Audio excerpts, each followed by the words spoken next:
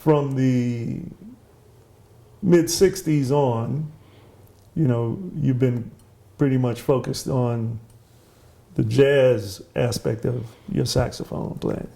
Well, not really. I mean, like I said, like when I first heard that solo, that sort of made me realize that the jazz wasn't as crazy sounding as I thought it was. Okay. Because I liked that solo, but I still was in R&B. I mean, I didn't really start playing jazz until, you see, when I was in the service, I played in a band when I was over in Germany, but it was R&B. We took solos on songs. Like I used to know, like James Brown, Maceo solos. I used to know those things, and stuff like that. But I still wasn't, like a jazz saxophone player.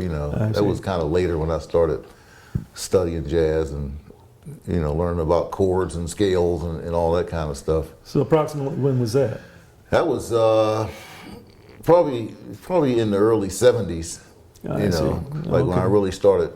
In fact, that's when I moved to San Francisco. Well, I lived in San Diego first, and then because I was taking lessons from a guy named Joe Morello, saxophone player there, and the same name as the drummer. Yeah, same name. I think he spelled it different. One is M-O-R and his M-A-R or something like that. Okay. Yeah. He was the head of the Jazz Society in San Diego.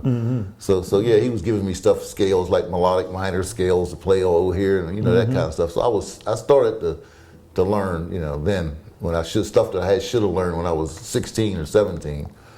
Yeah, well, and then it just kind of like progressed from there.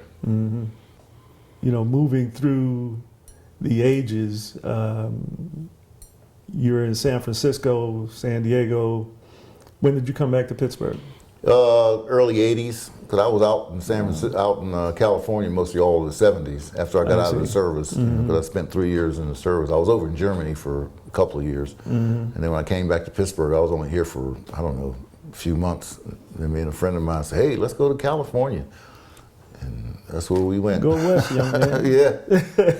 Took Route 66 too. Okay. All right. Yeah. Yeah. All right. So you came back to Pittsburgh in the '80s, right? And you've been here since. Ever since, yeah. And your involvement in the music in Pittsburgh how would you describe that? Well, I've been pretty involved. In fact, I think one of the first bands I played with was with Roger Humphreys. I was with RH Factor for about a year. It was me and Roger and Max Leak and Dave Pello. Oh, okay. Yeah, we were playing, for a few years, and then I started driving a taxi cab, and that just took away everything.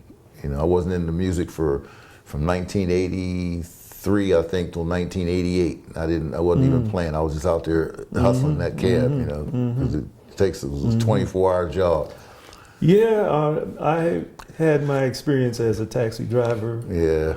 And in order to make money, I found I had to drive at least 12 hours. Yeah. And after 3 months, I gave that up. Yeah.